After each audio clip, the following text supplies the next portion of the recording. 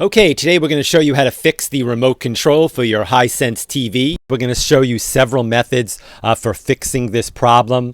If you stay with us all the way to the end of the video and try each of these methods, there is a very high probability that this problem will be solved for you.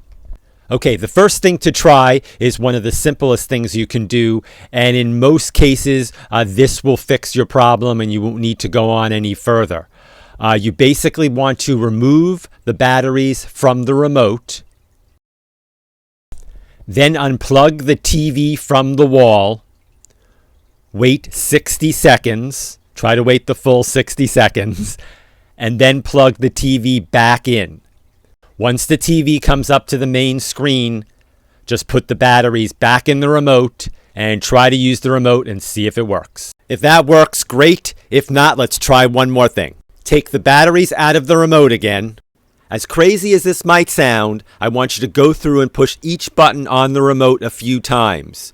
Over time, dust and gunk builds up in those buttons. And by doing this, you'll go through and free up some of the buttons that might be stuck, and this causes the remote to malfunction. In the unlikely event that this did not fix your remote, you can try replacing both batteries in the remote with fresh ones, or order a new replacement remote.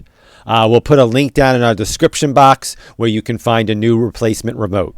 That's our video for today. As always, thank you very much for watching, and please remember to subscribe.